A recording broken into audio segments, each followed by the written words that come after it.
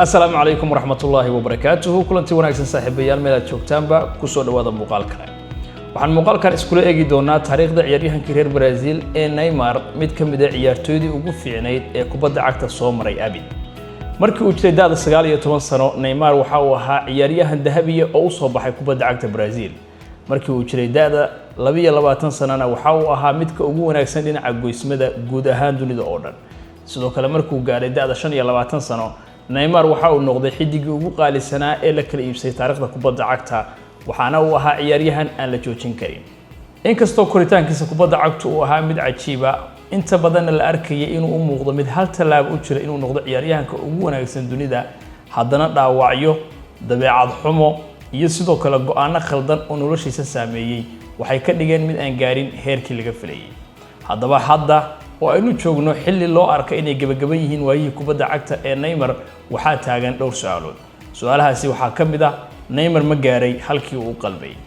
xilli ma ayuu ahaa waqtigiisii ugu fiicnaa ama primekiisii uu ku jiray iyo su'aasha ugu muhiimsan oo ahayd Neymar sidee ayuu isagoo ahaa wiil da'yara oo ka soo jeeda dalka Brazil nolol sabool ku soo koray haddana uu ku noqday mid ka mid ah kuwa ugu fiican dunida tani waa sheekada dhameyska tiran ee Neymar sida haliyada kale ee reer Brazil oo kale Neymar waxa uu ahaa wiil ku soo koray guri sabool ah oo ku yaala magaalada São Paulo ee wadankiisa markii uu jiray kaliya da'da 4 sanana xilli horeba way cadayd inuu noqon doono ciyaaryahan cajiib ah aabihiisa oo horey u ahaan jiray xirfadle kubadda cagta ah wuxuu markiiba bilaabay inuu wiilkiisa tababar siiyo maadaama uu dareemay hibadiisa Neymar saacado badan ayuu ku bixin jiray isaguna tababarka iyo inuu xirfadihiisa soo bandhigo iyo sidoo kale inuu kubadaha ku ciyaaro wadooyinka waxaana uu ahaa mid mar walba ay ka muuqato sida uu jecel yahay kubadda cagta iyo inuusan doonayn inuu lumiyo hibadiisa marka uu ka nasanayo tababarada Neymar waxa la sheegay inuu daawan jiray muuqaalada halyeeyga reer Brazil ee Ronaldinho oo isku dayay jiray inuu kaga daydo dhinaca xirfadaha mucjizooyinka ah da'da 11 sano markii uu gaarayna waxa uu ku biiray kooxda Santos oo ka mid ah kooxaha waaweyn ee Brazil halkaasna waxa uu ku wajahay jadwal tababar oo adag oo si joogto ah loo qaadanayo halkaas ayuuna ku bilaabay inuu sare u kaco xirfadiisa markii uu gaaray da'da 14 sanana heer fiican ayuu ku jiray oo la yaab leh waxaana lagu marti qaaday Real Madrid oo ku casuuntay Spain si ay u tijaabiyaan markaas ayayna Neymar iyo aabihiis wajaheen doorasho aad u adag midi waa inay ku laabtaan dalkoodii Brazil midna waa inay ku biiraan kooxaha waaweyn ee qaaradda Yurub ha yeeshee si ka duwan ciyaartoyda kale ee da'yartahay Neymar waxa uu go'aansaday inuu sii joogo Brazil waxaana uu sheegay inuu doonayo inuu la dhaqmo qoyskiisa oo ilaaliyo qiyamka dadkiisa isla markaana halka uu ku barbaaro laakiin sidaad ogtahay tani ma ahayn markii ugu dambeysay ee kooxaha waaweyn ee Yurub ay xiiseynayaan Neymar balse waqtigaasi lama gaarin wali hadda waayo Neymar haatan waxa uu bilaabay inuu helo mushaar qoyskiisana uu ku filnaado mushaarkaas waxaana Neymar oo gaaray da'da 15 sano ugu dambeyn uu awooday inuu guri u iibiyo qoyskiisa gurigaas oo ku yaala meel u dhow garoonka kooxda Santos taasoo u sahlaysa inuu kooxdiisa si fiican ugu ciyaaro markii uu Neymar gaaray da'da 17 sano Neymar waa markii ugu horeysay uu saftay kooxda Santos waxaana kaliya ay ku qaadatay hal isbuuc oo kaliya inuu dhaliyo goolkiisii ugu horeeyay ee kooxda xilli ciyaareedkaasna waxa uu ku dhameystay 14 gool oo horyaalka ah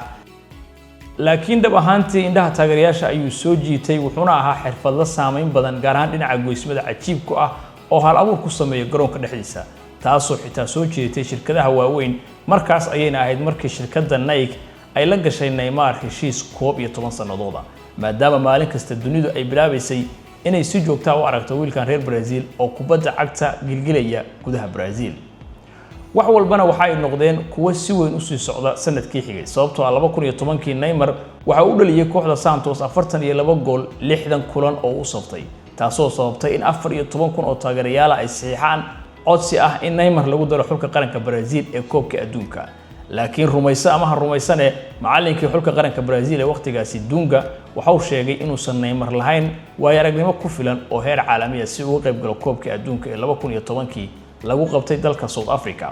halkaasna Brazil waxay kaga hartay koobka wareegga sideedamaadka laakiin Neymar arintaasi walwal kama qabin sababtoo ah muddo aan dheerayn kadib Brazil waxay heshay tababaro cusub waxaana ugu dambeyn ay sameeyeen inay uga yeeraan ciyaartiisii ugu horeysay ee xulka qaranka la yaabse ma lahayn in wiilkan 18 sano jirka ah uu dhaliyay goolkiisii ugu horeeyay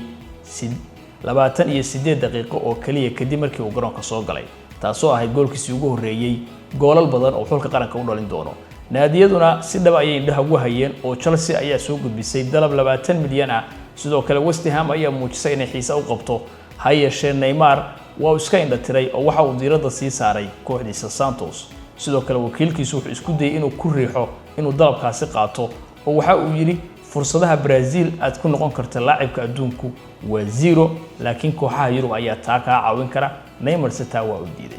ha yeeshee muhiimadda uu Neymar ka leeyahay Santos ayaa sii korortay ilaa heer markii muran uu ka dhashay rigoorada tuuran doona ay keentay in tababarihii kooxdaasi shaqada laga ceyriyay. sababtoo ah Neymar kooxda waxa uu ku hogaamiyay guulo waaweyn markii tababarahaasi laga ceyriyay. waxa uu dhaliyay 6 gool intii lagu guda jiray Copa Libertadores 2011 oo ku jiro gool muhiim ah oo uu dhaliyay semi-finalkii iyo sidoo kale finalkii. waxa uu ku guuleystay ciyaaryahanka ugu wanaagsan ee finalka, halka Santosna ay ku guuleysatay koobkaasi markii ugu horeysay tan iyo waqtigii Pelé 1963, taasoo macnaheedu yahay in dhammaan reer Koonfur America ay markaan daba socdaan Neymar.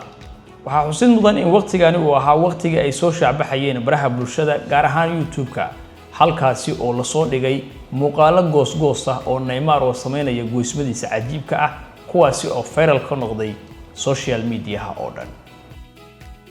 waxaa si gaar ah dadka u soo jeetay gool la yaab leh oo uu ka dhaliyay kooxda Flamengo, kaasi oo markii dambe 2011 uu ku guuleystay Puskas Award ama goolka sanadka ugu quruxda badan. sidoo kale waxaa loo doortay ciyaaryahankii ugu fiicnaa ee Koonfur America 2011,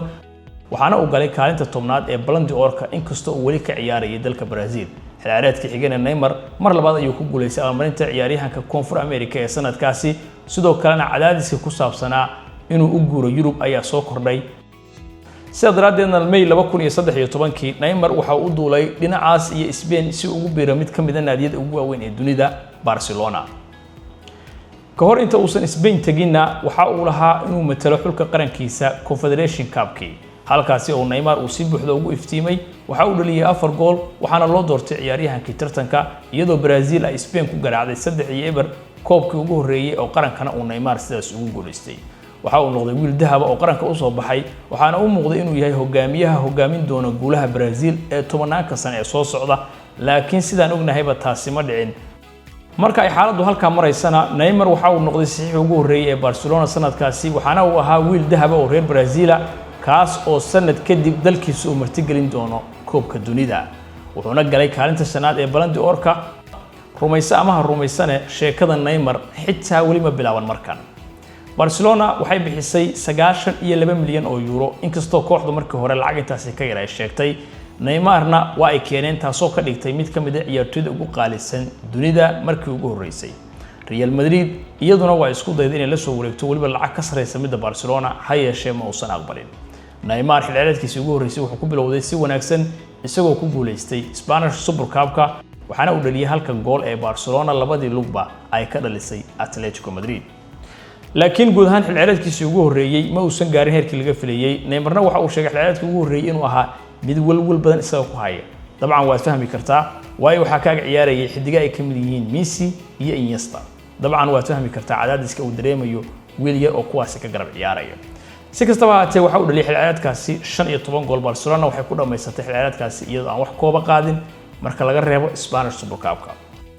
inkastoo Barcelona ay filashadii ka hoos martay xilciyaareedkaasi kii ugu horeeyay Neymarna uu ahaa, haddana ciidamada weyn kooxdu inay diyaarinayso weerarka ugu halista badan guud ahaan qaaradda Yurub. Neymarna wuxuu diyaar u ahaa inuu noqdo xudunta weerarkaasi. laakiin ka hor inta aan gaarin xilciyaareedkii saddexleed ee taariikhiga ah, Neymar waa inuu u safraa koobka adduunka si uu u matalo Brazil isagoo xambaarsan culayska xulka qaranka. wuxuuna ahaa xidiga ugu weyn ee Brazil waqtigaasi ama ninka taliyahooda.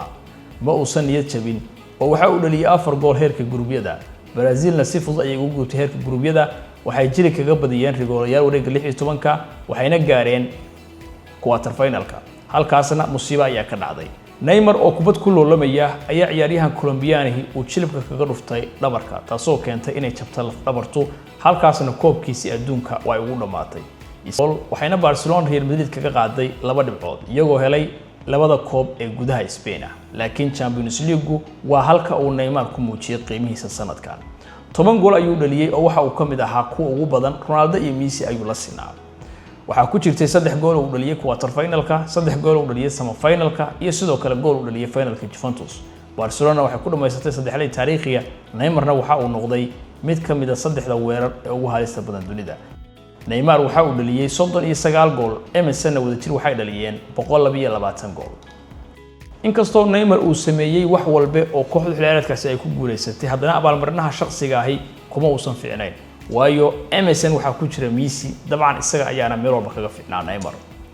halkaasna waxaa ka bilowday shakiga ah Neymar ma noqon doono ciyaaryahanka ugu fiican dunida isaga oo jooga Barcelona, sababtoo ah waxa uu ku jira hooska Lionel Messi. dhammaan warbaahintuna xilligaasi waxay isku raacdeen Neymar inuu yahay dhaxal sugaha Messi iyo Ronaldo ama laacibka xiga ee dunida ugu fiican. kubadda cagta wax walba waa waxaan la saadaalin karin. xilciyaareedkii xigay Lionel Messi ayaa bilowgiiba dhaawac halis ah u soo gaaray, waxaana la shaaciyay inuu garoomada ka maqnaan doono muddo 2 bilood ah. xilligaasna waxaa la isku raacay inay tahay tani fursadii uu Neymar ku tusi lahaa dunida qofka uu yahay. dabcan waa uu sameeyay oo bandhigii ugu fiican noloshiisa ayuu sameeyay. waxa uu dhaliyay 4 gool hal kulan Rayo Vallecano, isla markaana 13 gool ayuu dhaliyay iyo 9 caawin 8 kulan oo kaliya. khubaro badanna waxay isku raaceen Neymar waa ciyaaryahanka haatan ugu fiican dunida. goolasha qaarkood waxay ahaayeen kuwa cajiib ah, gaar ahaan goolkii uu ka dhaliyay Villarreal oo intuu difaac ka dulqaatay si cajiib ah u dhameystiray. kaliya ma ahayn guulihiisu kulamada yaryar ee sidoo kale wuxuu ka soo muuqday guushii weyneed ee 4-1 oo ay Barcelona ka gaartay Real Madrid isagoo oo dhaliyay gool isla markaana mid cajiib ah ka caawiyay Andres Iniesta.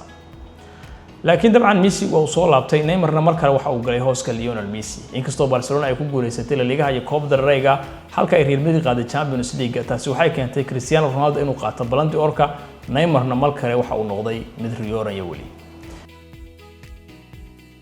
xilligaasna Neymar wali waxa uu haystay fursad kale. xulka qaranka ee Brazil waxay martigeliyeen Olombikadii, waxayna ahayd mid cad in dalkiisa laga doonayo inuu keeno biladda dahabka ah ee Olombikada. waxa uu dhaliyay gool wareegga 8-damaadka, 2 gool 4-damaadka, waxaana uu finalkii Germany dhaliyay goolka furitaanka. ciyaartuna waxay ku dhamaatay waqtiga caadiga ahaa 1-1 gool kulaadkiina isaga ayaa dhaliyay goolka guusha ee Brazil ay ku qaaday biladda dahabka ah. dabcan waa guul kale oo xulka qaranka ah.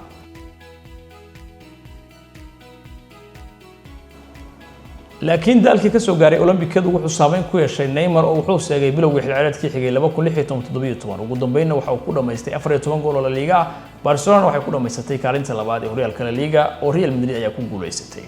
Champions League-na waxa uu ka mid ahaa xidigihii ka qayb qaatay soo laabashadii ugu weyn ee taariikhda kubadda cagta ee Champions League oo Barcelona ay ka soo laabatay 4 gool iyo waxba, isla markaana ay ku adkaadeen 6 gool iyo 1. Neymar ciyaartaasi waxa uu hageesiga ciyaarta 2 gool ayuu dhaliyay, goolka guushana isaga ayaa caawiye ka ahaa. tani waxaa la yiraahdaa waqtiga Neymar uu go'aansaday inuu ka baxo hooska Lionel Messi. waxa uu soo gaaray da'da 25 sano, waana da'da ciyaaryahan kasta marka uu marayo ay tahay inuu qabsado waxa ugu fiican. waxa uu bilaabay inuu rumaysto aragtida oranaysa inta uu ku jiro hooska Messi ma noqon doono laacibka ugu weyn dunida.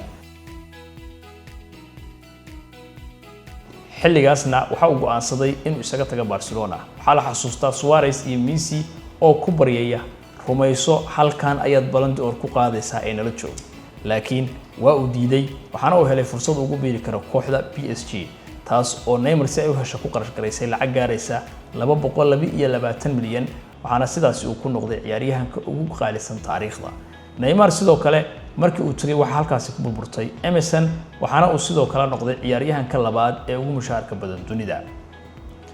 dadku waxay aaminsanaayeen inuu ka baxay hooska Messi, laakiin Neymar iyo aabihiis labaduba waxay yiraahdeen uma aanan tagin inaan ka hoos baxno Messi ee waxa uu doonayay Neymar inuu la ciyaaro saaxiibadiisa xulka qaranka ee PSG jooga. Neymar isla markiiba PSG waa uu la qabsaday oo goolkiisii ugu horeeyay waxa uu dhaliyay kulankiisii ugu horeeyay. waxaana uu yiri dadku waxay u maleynayaan Barcelona haddii aan ka tago inaan dhimanayo, laakiin nolol fiican ayaa jirta gadaasheed. waxa uu noqday mid qayb ka ah weerar cusub ama Cavani, Neymar iyo Kylian Mbappe. waxa uu ku dhameystay kaalinta saddexaad ee Ballon d'Or-ka mar kale. Janaayana mar kale waxa uu dhaliyay 4 gool hal kulan, waxaana sidoo kale uu sameeyay go'ismo cajiib ah. bishii February dhamaadkeedina waxa uu lahaa 28 gool iyo 16 gool caawin 30 kulan gudahood. laakiin musiibo ayaa dhacday oo dhaawac halis ah ayuu galay, muddana waa uu ku maqnaa. waxaana uu soo laabtay koobkii adduunka ee 2018 halkaasi oo uu 2 gool dhaliyay 2 kalena caawiyay laakiin Brazil waxay ku hartay quarter finalka kulanka ay la ciyaarayeen xulka Belgiumka dhibaataduna waxay ahayd Neymar in lagu xasuusto ciyaarahaasi koobkii adduunka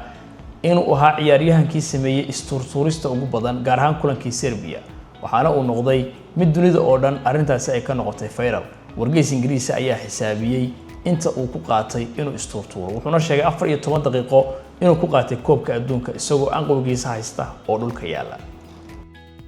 dhammaan waxyaabahaasi lagu eedeynaya Neymar waxa ka dhashay dhaawacyo iyo qalalaase mar walba uu la kulmay xirfadiisa oo ku jiray waxaana jiray laba aragtiyood oo dood laga qabo inuu xidigan isturturayo midda koobaad waa in goysmadiisa ay tahay mid aad u tayo sareysa isla markaana mar walba uu kala kulmo inay weeraraan ama ay attack ku sameeyaan ciyaaryahanada ka soo horjeeda waxaa sidoo kale lagu eedeeyay inuu eegyahay qof jilicsan oo bunbuniya xanuunka uu dareemayo si kastaba ha ahaatee haddii aan eegno heerkiisa sare xilciyaareedkii xigay waxa uu noqday mid musiibo ah inkastoo uu dhaliyay ku dhawaad 1 gool kulankiiba ilaa inta laga gaaray waqtiga ay yiraahdaan Christmaska isla markaana uu noqday Braziliankii ugu goolasho badnaa Champions League haddana dhaawac kale ayaa ku hor istaagay inuu noqdo xilciyaareedkaasi mid wax ku oola la'aantiisna PSG waa laga reebay tartanka Champions League marka laga yimaado garoonka Neymar waxa uu galay fadeexado badan waxaana ku jiray muuqaal laga duubay isagoo u muuqda inuu taageero wajiga ka feerayo kadib guuldaradii Copa de France finalkiisii iyo inuu ka maqnaaday xafladii abaalmarinta xilciyaareedka isagoo Rihanna la damaashaadaya tan Rihanna dabcan waa mid qosol ah laakiin dhinaca garoonka sidoo kale taasi waxay keentay in aan lagu soo darin musharaxiinta Ballon d'Or-ka isla markaana ay ku noqoto musiibo kale ilaa xulka qaranka Brazil uu ku fashilmay sababtoo ah dhaawaca dhinaca seeda ah waxaan laga reebay Copa America taasoo ka dhigtay marka kaliya ay ku guuleysteen koob weyn inuu isagu ka daawanayay telefishinka dhammaan arrimahaasina waxay keeneen in Neymar uu dareemo in Francisco uusan ahayn mid lagu qadariyay xitaa inuu u arko in dagaal ay kula jiraan taasoo dhalisay warar sheegay inuu PSG ka tagayo oo ku laabanayo Barcelona ama xitaa uu ku beeriyo Real Madrid xaaladuna way sii xumaatay oo Neymar Barcelona wuxuu uga cararay inuu hoos galo Lionel Messi laakiin dhaawacyadan badan waxay keeneen inuu galo hooska saaxiibkiisa Kylian Mbappe waxa uu ahaa saaxiibkiisa cusub taasoo ka dhigtay inay wali musiibadu sii socoto laakiin halkii uu ka tagay lahaa wuxuu doortay inuu PSG sii joogo ilaa uu bilaabay xilciyaareedkiisii ugu weynaa dhibaatooyinka jir ahaaneed iyo ganaaxa Champions League awgeed Neymar waa uu ka dahay xilciyaareedka oo ma uusan ciyaarin ilaa kulankii shanaad ee PSG horyaalkeeda waxaana uu sheegay sidoo kale kulamo uu dhaawac ku maqnaa muruq ah iyo sidoo kale mid boodad ah laakiin 15 kulan ee uu ciyaaray horyaalka ka hor inta aan xilciyaareedka loo joojin COVID-19ka Neymar waxa uu dhaliyay 13 gool waxaana uu bixiyay 6 gool caawin PSG waxay ku guuleysatay horyaalka iyo sidoo kale labada koob ee maxalliga ah gudaha dalka Faransiiska laakiin xilciyaareedkii 2019-20 waxa uu ahaa Champions League season-kii ay sugaysay PSG markii uu Neymar ciyaari karayna ugu dambeyn PSG wuxuu ka caawiyay inay ka gudbaan Dortmund isagoo 2 gool dhaliyay wareegga 16 wuxuu sidoo kale bixiyay caawino muhiim ah oo PSG u gudbisay kulankii quarter finalka ee Atlanta PSG sidoo kale waxay 3-1 ku garaacday Leipzig waxayna galeen finalkoodii ugu horeeyay taariikhda nasiib darro Bayern ayaa kaga adkaatay 1-0 inkastoo ay ahayd guul taariikhi oo PSG inay gaartay markii ugu horeysay finalka haddana guuldarradu waxay ahayd jabka ugu weyn ee Neymar isagoo u dhawaaday inuu PSG u qaado koobka ay ugu baahida badan tahay khubarada ciyaaraha qaarkoodna xilligaasi waxay yiraahdeen Neymar waa ciyaaryahanka ugu wanaagsan ee xilciyaareedka laakiin nasiib darro abaalmarinta Ballon d'Or-ka sanadkaasi lama bixin taasina dabcan ma ogaan karno Neymar ma dhaafay lambarkii saddexaad mise wali waa uu sii joogay haddii Neymar uu ugu beeray PSG inuu ka baxo hooska Messi oo ka noqdo ciyaaryahan weyn kooxda xagaagaasi war weyn ayaa u yimid PSG waxay la soo wareegtay saaxiibkiisii hore ee Lionel Messi taasoo Neymar ka dhigtay midka ugu liita weerarka loo soo gaabiyo MMN waa Messi Mbappe iyo Neymar Mbappe waxa uu gaaray markaan heer uu xidig sare yahay kaasoo Neymar ka dhigtay midka ugu liita saddexda afka hore waxa uu noqday lambarka saddexaad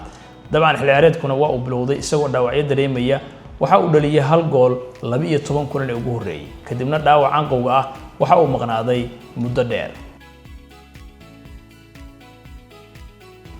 maadaama uu xilciyaareedku ku xumaadayna waxaa jiray warar kale oo sheegay inuu Neymar ka tagi doono PSG laakiin waxaa la ogaa in Neymar marka uu caafimaad qabo uu yahay ciyaaryahan dunida oo dhan ka cajibinaya taas ayaana uu cadeeyay xilciyaareedkii 2022-23 markii uu 5 kulan ku dhaliyay 7 gool isla markaana uu bixiyay 6 gool caawin tababarihii PSG waqtigaasina waa uu ku amaanay qaabka uu Neymar ku jiray xilligan inay tahay markii ugu fiicnay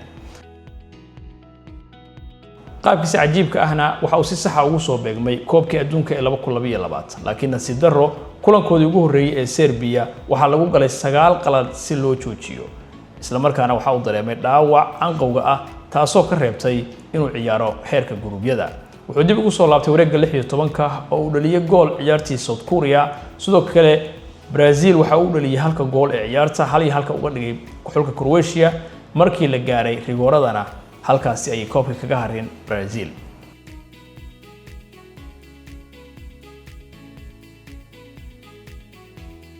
ayar kadibna dhaawac anqowga ayaa ka soo gaaray kulankii Lille waxaana ay sababtay inuu maqnaado inta ka dhiman xilciyaareedka taasi oo ahayd markii ugu dambeysay ee uu ciyaaro PSG kuwaasi oo dib buuxda isku sameeyay xitaa Messi ayaa kooxda laga diray inkastoo Neymar uu tusay waqtiyo qurux badan iyo xirfad cajiib ah dhaawacyadu waxay ka dhigeen inuu san marnaba u ciyaarin in ka badan 30 kulan xilciyaareed kaste intii uu joogay PSG waxa uu yiri Neymar waxaan joogay meel aan Ballon d'Or kaga guuleysan karo laakiin dhaawacyada ayaa ay hor istaagay inkastoo lala xiriirinayo inuu ku biirayo Barcelona markaan mushaharkiisa oo sare iyo dhaawacyadiisa oo aad u tiro badan koox walba ma xiiseynay Neymar markaasna waxa yimid dalab weyn oo dhinaca Sacuudiga ah Neymarna waa uu aqbalay waqtigaasi Sacuudiguna waxay bilaabeen inay soo xirigeliyaan xidigaha waaweyn sida Cristiano Ronaldo Benzema iyo kuwa kale laakiin kooxda ugu weyn dalkaasi Al Hilal waxay doonaysay saxiixa ciyaaryahan weyn waxaana Neymar u soo bandhigeen lacag gaaraysa 150 milyan oo dollar inuu sanadkii kooxdaasi ka qaato tani waxay ahayd fariin cad Neymar inuu qaadanayo talaabo hoos u dhaca xirfadiisa laakiin markaan uu door bidayo inuu lacag sameeyo